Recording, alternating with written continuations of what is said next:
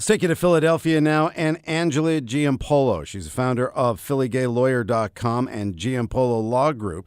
The practice is focused on LGBT law, among other areas. What are your early indicators from listening to the what we heard from the justices? As an attorney, unfortunately, I don't think that there will be this 50 statewide sweeping ruling where we wake up in June and there's gay marriage nationwide. Based on the arguments, I don't see that happening in the slightest. But just as a human, I would tell all your listeners, this is probably the only Supreme Court hearing argument that I would actually recommend every single person listen to. It was funny. It was aggravating. It was anger producing. Tell me the part about the anger. Was it some of the stuff from Scalia? Right. Yeah. Gee, how'd I know? So apparently in Scalia's eyes, my wanting to marry my partner is nothing but an experiment. Gay marriage is an experiment that has been going on since only 2000 and is way too new for the Supreme Court, in his opinion, to decide on. One of the things that we heard from Kennedy today was think about the children. Mm-hmm. And in speaking with the governor of Washington, Chris Gregoire, when I talked her into sending a letter to Governor Christie of New Jersey, who, of course, never responded, but that's beside the point. Right. Right. She shared her story. She was a Catholic. She was opposed to same-sex marriage, but a little girl came up and said, "Why don't you like my mommies and you like my friends' parents?"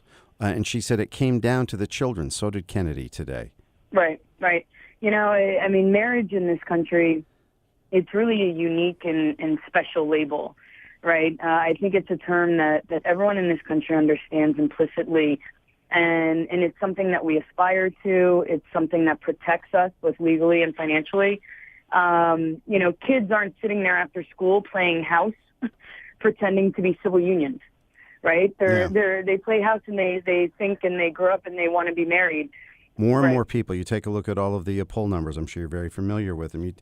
There are more and more people like Republican Senator Rob Portman who realize, and this is pretty much all of us, we know somebody who's gay.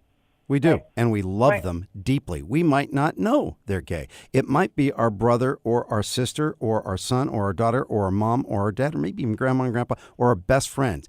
Everybody knows somebody who's gay. And there are more people like Rob Portman day by day who realize, you know what, this doesn't really involve me.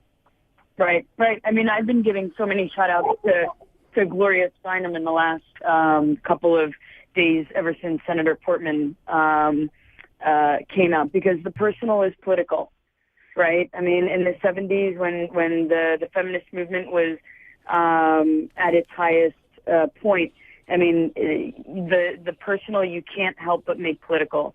And the minute it got personal for Senator Portman, then all of a sudden his, granted he came out some 2 years ago, so it took him a minute to come out, if you will, for gay marriage. And I hate to sound better late than never. Better late than never. The same with the president. Everybody else in the last 2 weeks that have come out for gay marriage, I think there's not too altruistic motivation that they want to be on the right side of history with this topic. And that is one of the things, I think, with this entire process that we are going to learn. Again, more hearings tomorrow. Angela Giampolo, founder of PhillyGayLawyer.com and Giampolo Law Group. Thank you so much for joining us from Philadelphia tonight. Thank you for having me.